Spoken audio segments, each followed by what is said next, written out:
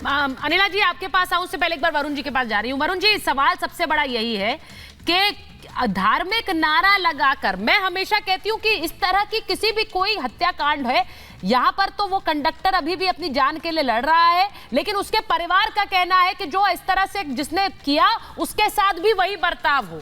और शायद यही वजह है कि जब एनकाउंटर होता है तो आम आदमी की जो भावना है वो उसके साथ होती है, क्योंकि उसने देखा है कि ये प्रताड़ित करने वाला था।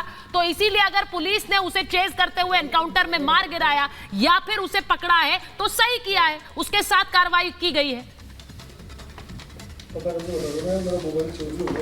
देखिए सुचारिता जी, कार्रवाई की है, बहुत अच्छी कार्रवाई की है। निंदनीय है, ऐसे कोई हत्याएं होती हैं, कोई जघन्य क्राइम होते हैं, लेकिन योगी का जो फिल्मीकरण करके एक मॉडल प्रचारित किया जा रहा है वो टोटली फेल है। आप देखो उन्नाव में, मेरठ में, रायबरेली में, लखनऊ में, आगरा में, बीएचयू में, हरदोई में रोज घटनाएं हो रही हैं लड़कियों बच्चियों के खिलाफ। कुल्हाड़ी से बच्ची को काटा गया है कौशाम्बी में।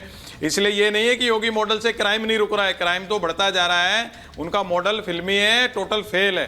ये जो डिस्कशन है ये होना चाहिए सोशल प्रॉब्लम है, ये पैन इंडिया क्यों हो रही है ऐसी घटनाएं, पहले नहीं थी, स्थिति विकृत हो या योगी के आने के बाद हुई है?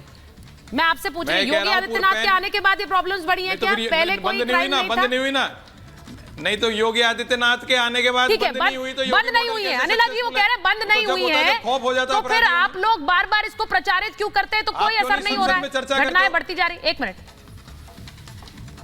अनिला जी। देखिए, इस राष्ट्र का दुर्भाग्य है कि यहाँ पर समाजवादी पार्टी और कांग्रेस जैसे राजनीतिक दल हैं जो अपराधियों के और आतंकवादियों का मुकदमा लड़ते हैं। हाँ। और राष्ट्रीय चैनल पर आकर मुकदमा लड़ते हैं।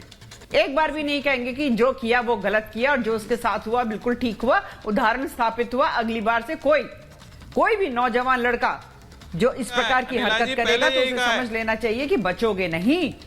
पर उसकी जगह यहाँ पर बैठकर ये वकालत, अरे आपके बीच में मैं नहीं बोल रही थी, हाँ, ये लोग बैठकर उनकी आरती उतार रहे हैं।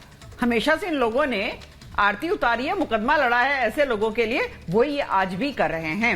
मैं बहुत स्पष्ट शब्दों में कह रही हूं, दोबारा कह रही हूं, योगी राज में कोई भी अपराधी किसी भी जाति किसी भी धर्म से आता हो, बिना किसी भेदभाव के उसका हश्र यही होगा अगर वो अपराध करेगा।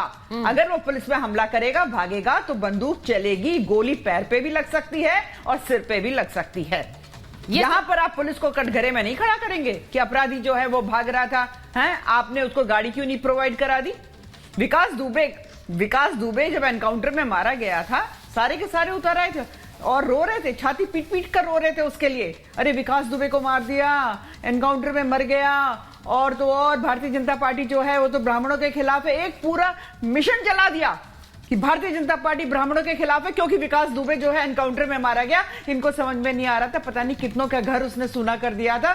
9 पुलिस वाले जो है उनकी हत्या कर दी। यही वजह है क्या? यही वजह है क्या? मैंने इसीलिए मैंने पूछा, यही वजह है क्या? उससे एनकाउंटर को तो सही नहीं ठहरा सकते हैं, लेकिन पुलिस तो कार्रवाई करेगी। जो डीजीपी विक्रम सिंह कह रहे हैं कि पुलिस तो कार्रवाई करेगी, अगर आप सरेंडर कर देंगे तो ठीक है, अगर आप भागने की कोशिश करेंगे तो इसी तरह से गोली पैर में लगेगी जैसे लारिब की लगी और वैसे असद को लगी। असद के एनकाउंटर को झूठा फर्जी बता रहे हैं अखिलेश यादव, वो कह रहे हैं झूठा एनकाउंटर था और ये गलत तरीका है, एनकाउंटर वाली सरकार है। मैं एक बार जरा जनता की राय सुनाना चाहती हूँ कि इस पूरे मामले पर जो एनकाउंटर का तरीका है उस पर लोग क्या सोचते हैं। यूपी के एक बार वो सुनवाती हूँ जल्दी से, उसके बाद वापस आ। इस तरह की कोई भी हरकत उत्तर प्रदेश में बर्दाश्त नहीं की जाएगी और ऐसे लोगों को जमीन के नीचे दफनाने का काम योगी सरकार करेगी, चाहे वो किसी भी जाति धर्म मजहब का हो। अपराध के नाम पे योगी सरकार कोई कंप्रोमाइज नहीं करेगी। जब से योगी सरकार बनी है, जो माफिया हैं वो बिल में घुस गए हैं या तो प्रदेश छोड़ दिए हैं, तो निश्चित रूप से जो कड़ी कार्रवाइयाँ हो रही हैं उसी के आधार पे ये हो पाया है और जनता चैन की सांस ले पा रही है। देखिए, बुलडोजर बाबा की सरकार जो है वो चटपट खेल करती है। अखिलेश की सरकार में जब भी हुआ गुंडाराजी रहा है तो अखिलेश को वही चीज़ अच्छी लगती है। अतीक हो या कोई हसीफ हो, कोई भी हो, जैसा होगा वैसे मारा जाएगा। बाबा की सरकार है। सरकार बहुत सही कदम उठा रही है। जो न्यायिक व्यवस्था होना चाहिए वो एकदम चुस्त दुरुस्त है।